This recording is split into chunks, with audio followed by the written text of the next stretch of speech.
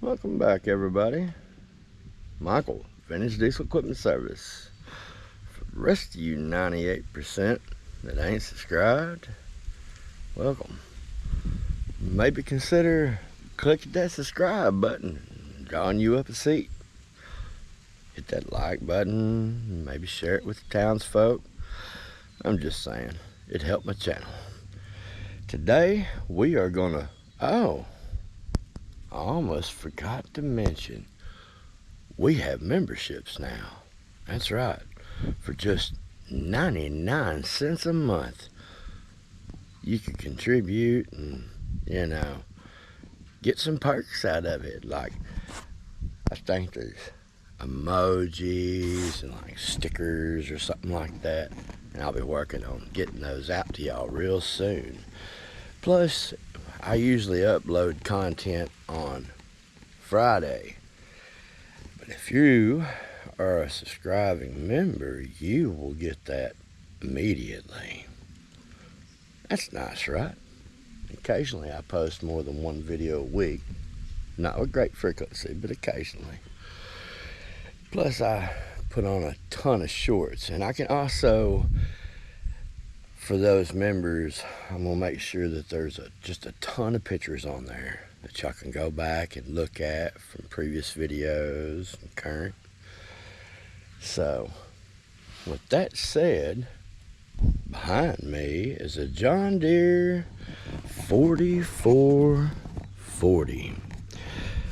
And it has a problem that, well, you might have on your tractor or piece of equipment, or maybe even on your car or something. Parasitic draw. That's a drag. So, we are going to walk through the process of how to diagnose and hopefully fix that problem. First thing we're going to do is we are going to check and see what the condition of the batteries are.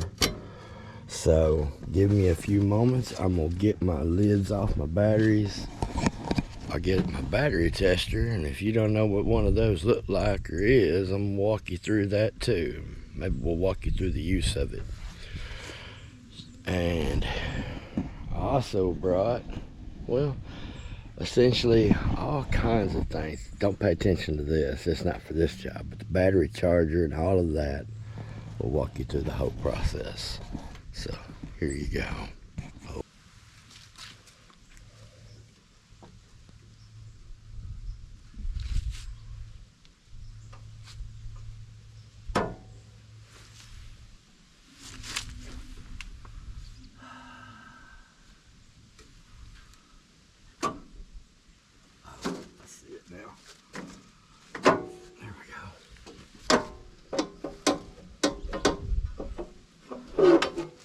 You stubborn thing. Alright, go do the other side the same way. Alright, so this is your battery tester. Positive, negative, just like you'd expect. This particular battery tester can do both 12 volt as well as 6 volt systems. That's pretty important in this particular case because what you have is two 6 volt batteries that make your 12 volt system. So let's see if I can get you situated here. There we are. And that'll work. Now, as you can see, it's green right there, right? Now, whenever I press this trigger, it's going to load it. And there's a heating element right there. It's going to heat that up, and it's going to simulate a starter. Let's see what it does.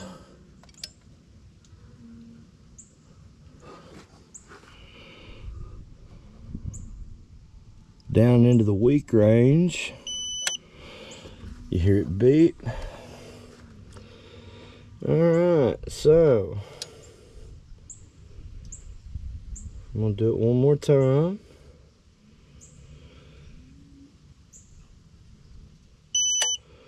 Not quite weak, but you can see that it's down a little. So let's go see what the other side looks like, shall we? And we just want to make sure that it's not the batteries themselves. That's the first place we need to start.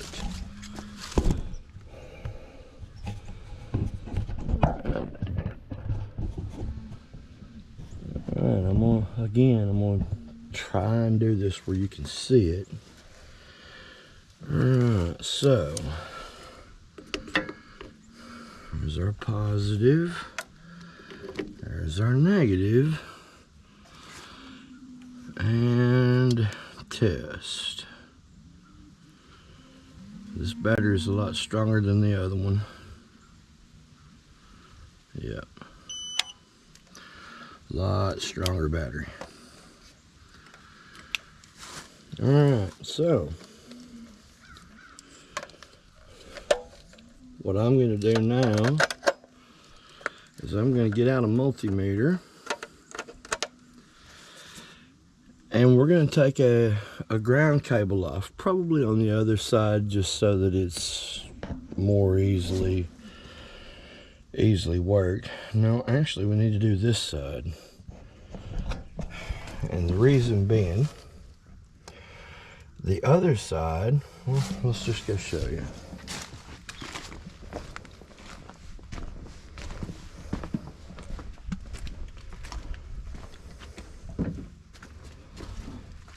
Okay, so as you can see here on this side, your positive cable runs back around to your starter, okay? Your negative cable disappears out of view, all right? Where that goes, back to the other side, where that goes is from the negative post of that battery to the positive of this battery, okay? And then from there you go to the negative post and then ground it to your engine. To do a parasitic draw test, what we want to do is take off this negative post to begin with and then get our multimeter.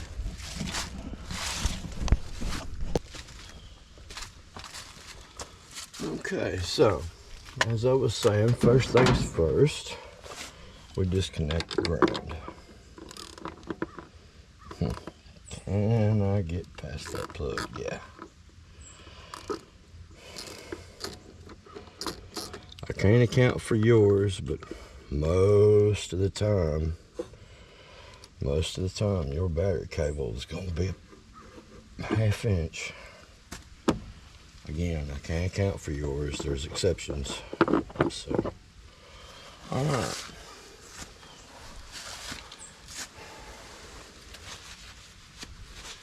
Now, let's walk you through what you got to do with your multimeter. Now, I can't promise you your multimeter is going to look like my multimeter. First thing I'm going to do is turn this off. Most of the stuff you're going to do with a multimeter is going to be in this range here, and you're going to have this plugged in over here, you know, and that's how you go check for voltage. But we're not going to be doing voltage here. So what we need to do is plug this into the 10 amp, okay, like so, and then we're going to turn this to 10 amps, just like that. Now, when you're looking for parasitic draw on this meter, anything below or when you're looking on this meter for parasitic draw, anything above 50 milliamps, so that's not your first range, but your second range. Anything over 50 milliamps is parasitic draw, okay?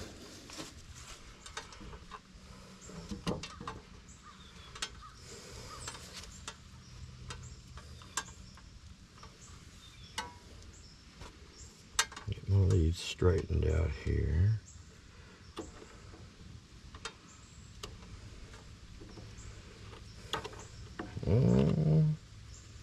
Maybe. There we go. Maybe so. Oh, well, wouldn't you know it?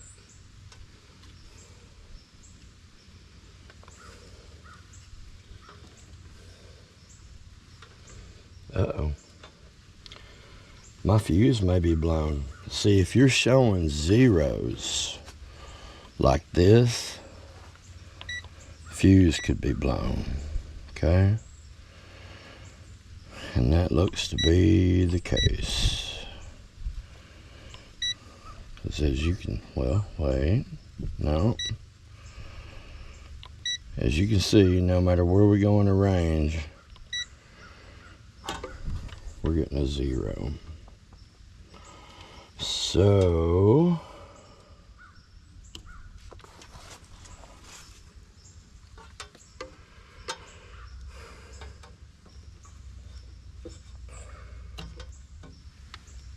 all right, I'm going to have to work out some way to clamp that. But other than that, you know, I could just set it here. There we are. But let me go check my fuse and make sure it's not blown.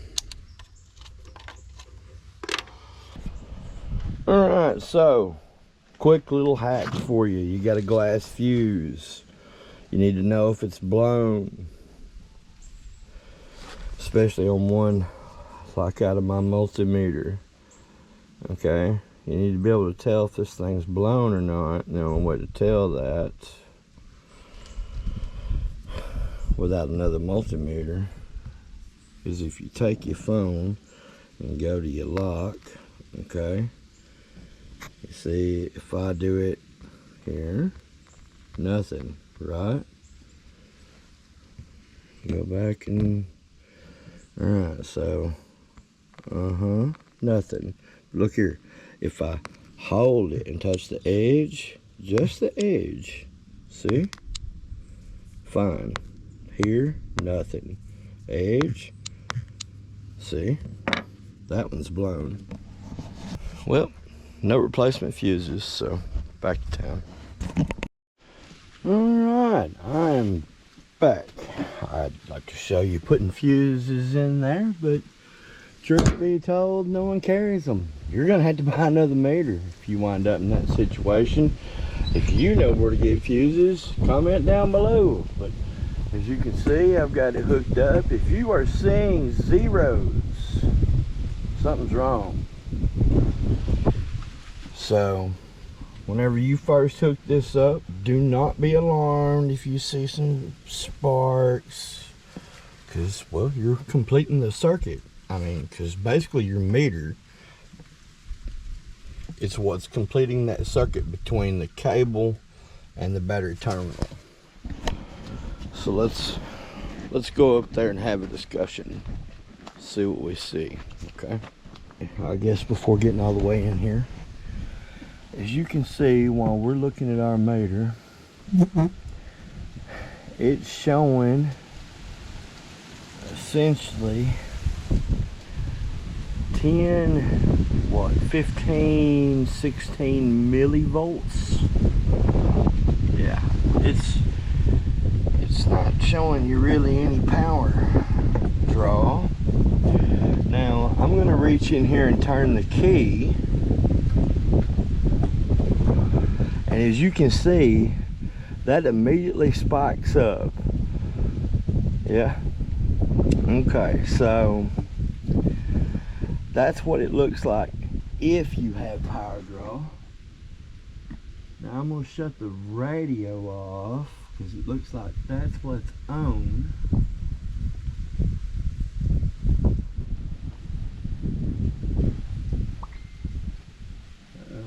Phone's ringing and everything else. Alright. Radio's off, but as you can see, there's still a good amount of draw. Now watch what happens when I turn the key off, okay?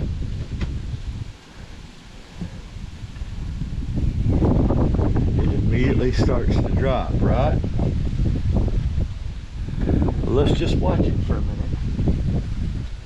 What's going on, and here, we'll lean in here and show you. As you can see, that radio is still on. Yep, it's still on. So,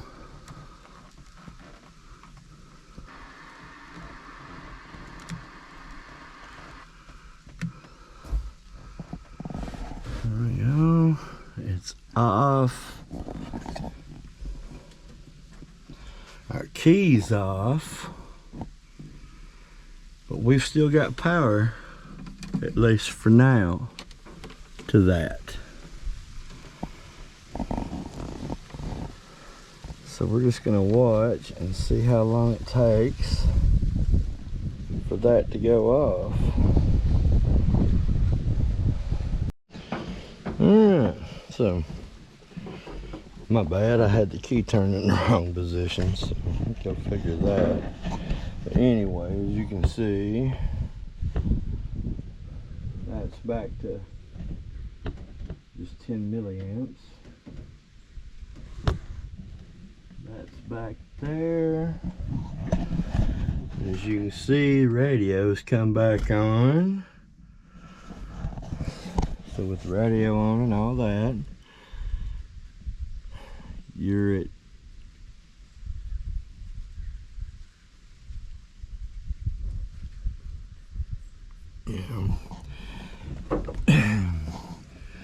as you can see, with the radio on, you're at a little under an amp there. Now, let's shut that back off. As you can see, it's beginning to drop, and bang. So,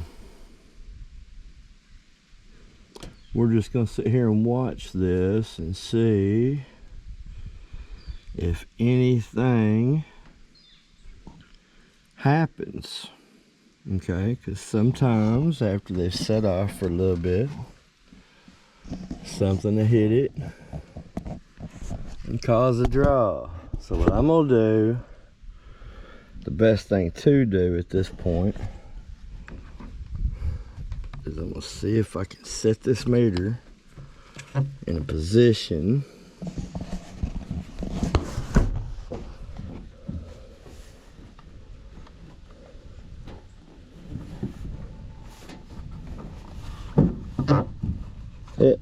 no, I unplugged it. Alright, so that's what we'll do. Alright, y'all, I'm going to set a timer for 30 minutes, and when that goes off, I'll come stop this. So, yep, look and see if we see any actual parasitic draw.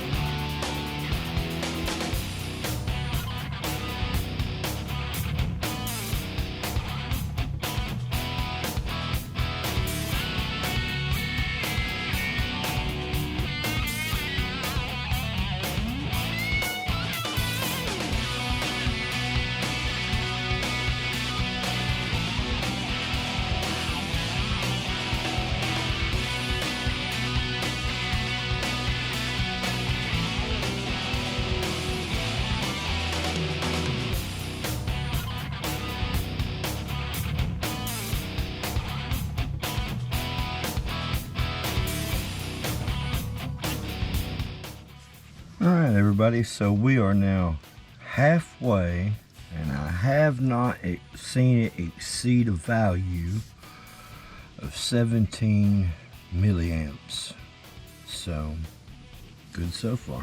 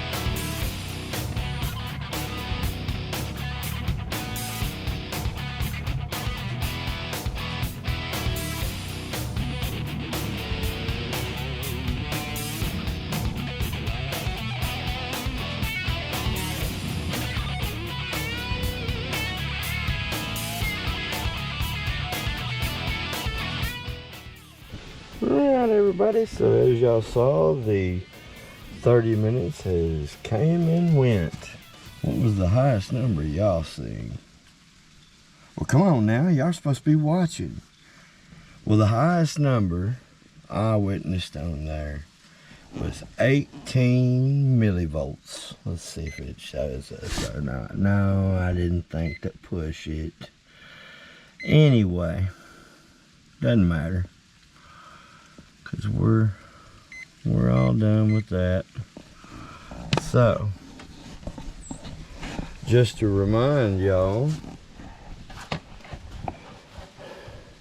anything under a 5 here, right here. So the second one over, anything under a 5 isn't parasitic draw. Okay? When looking at milliamps, if you notice, it's got the A for amps right there, DC. It's important, make sure you're set for that. Alright. So, I can now collect my meter here. We know we don't have any parasitic draw now. Or maybe you got one now. Alright, so battery terminal cleaner. If you don't have one of these, by the way, add that to the tools you want for this job. Go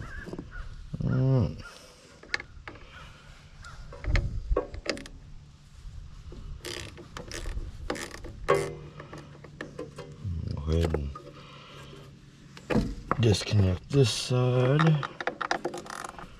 Keep in mind, I've already got the ground post over on that side disconnected.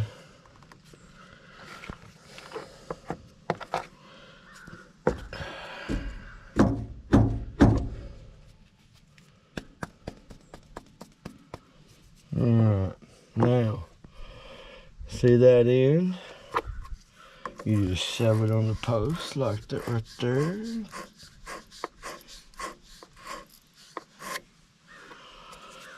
I'll do it one more time for good measure. There we go. I like it. Now, we're going to do this other battery terminal. Same way. Go. Alright. Now we're going to do the cable. Oh, don't you love that sound?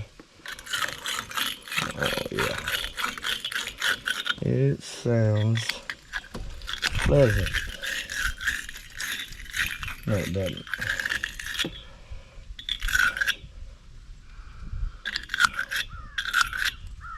Alright. So, go ahead and get that one back on there.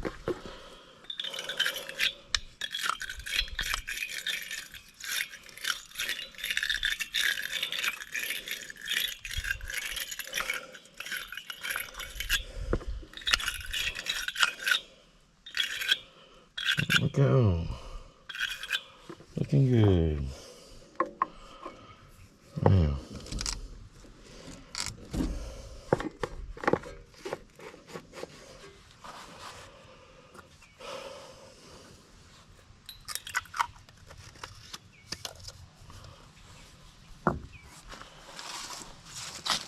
it is really tight actually, and that actually does look like a good connection. See, I will show you. Really does look like a non-corroded, very solid connection. So, yep, I think that one's in good shape. Let's go look at the other side.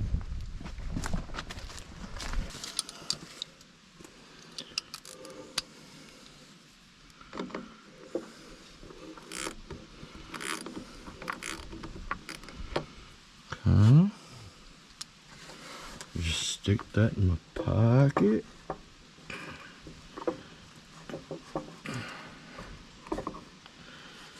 Alright. Well, at least it ain't as bad as it looks. At first I thought that was a real problem, but luckily it ain't.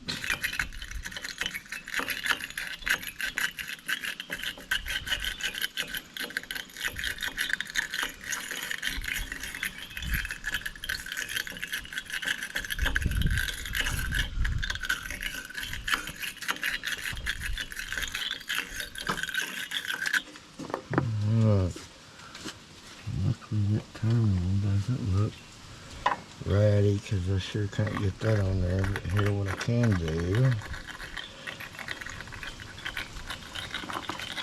There we go.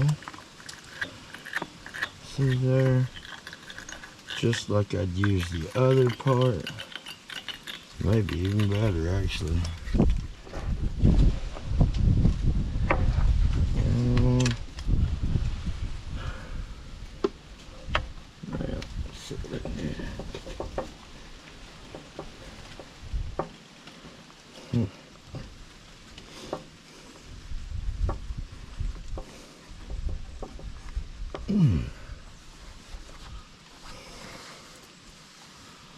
I don't know. We'll see.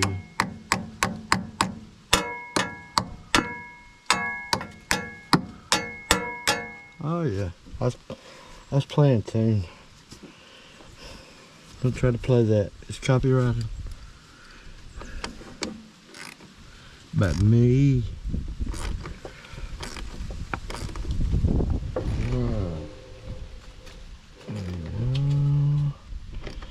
Got that one good and tight.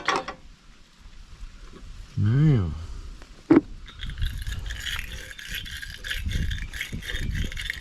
you see the corrosion just falling on the battery there.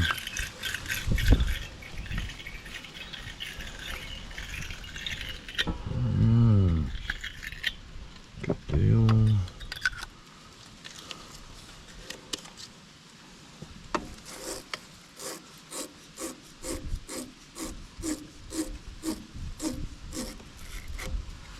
Look at that. That looks pretty good. And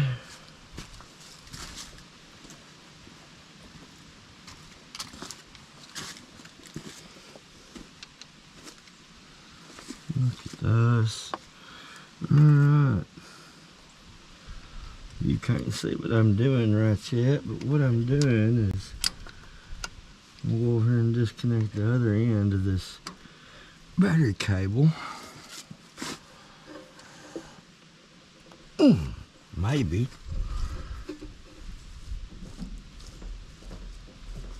Golly. Maybe not with that. Huh.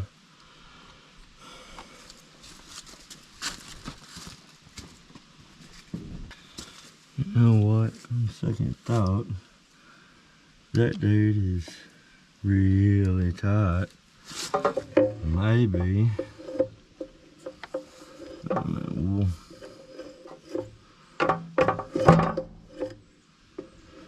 We'll see. I'm thinking if it's this tight, it might be best to just leave it alone.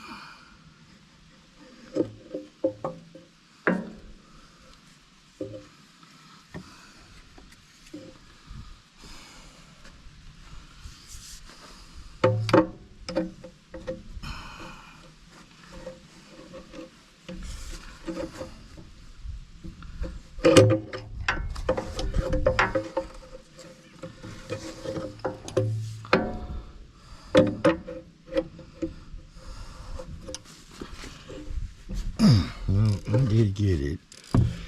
Again, maybe I should have left it alone. We'll see. And heck, we'll clean it.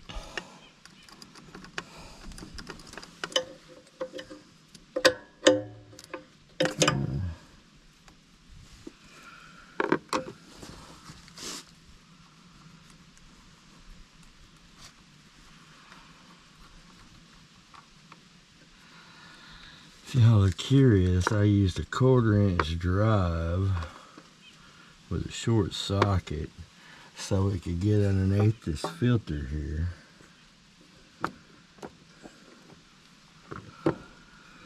You know what?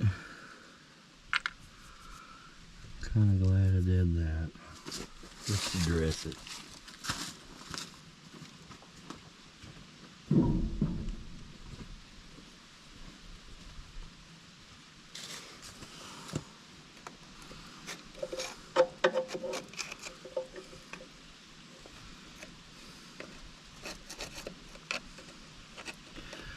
There's one thing that'll keep you from having a solid connection electrically and keep your starter from really ever spinning up fast like you'd like it to, or like you need it to rather, or anything like that. It comes simply down to grounds. Connections like that. It just, I can't stress it enough. It will absolutely keep you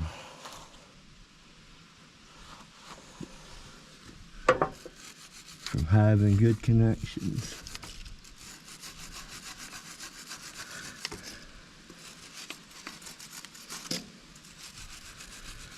Yeah, I'm really glad I did that, because it really was questionable. There was a good bit of paint in the way. So, somebody gave this a makeover at one point. Alright, so now we're going to address this part. And you can see some paint on here too. This thing's, yeah, it's had a paint job.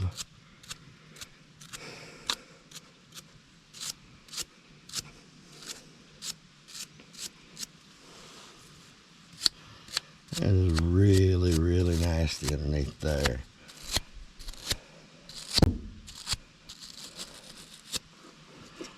Yeah.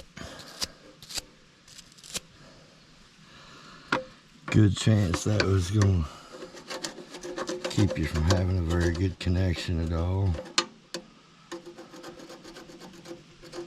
we go. Where's my doohickey? Alright, now we're going to go back with this, because it'll really get rough with it. See there?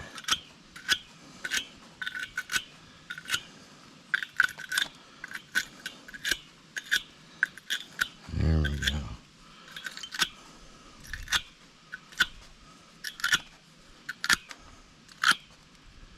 That looks way better.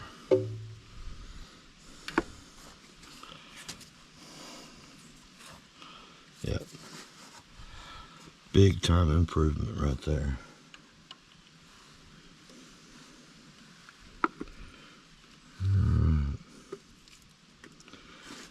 Now we're going to put this where it seems like it wants to go on its own. There we go. Got our battery cable down good. Get all of this out of the way.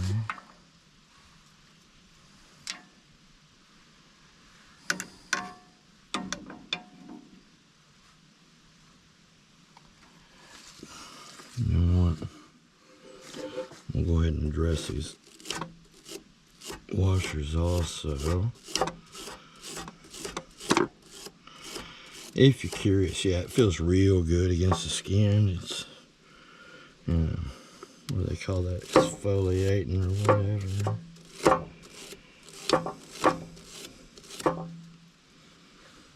My skin's tough, it ain't gonna hurt me.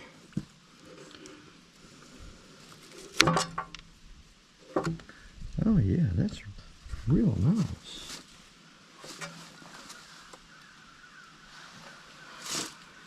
Yeah, I tell you what.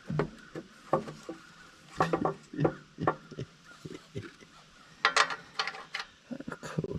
Alright everybody, I got it running, but I wound up having to jump it off the truck because the charger just couldn't make enough power to get it there. As you look at that.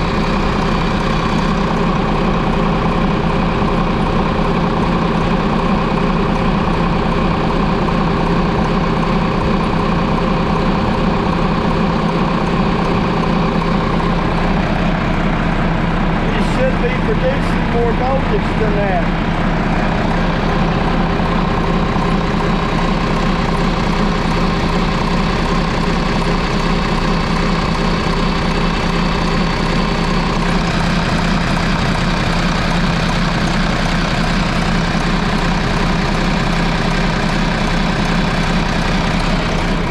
Just if you're curious, as per Google, it says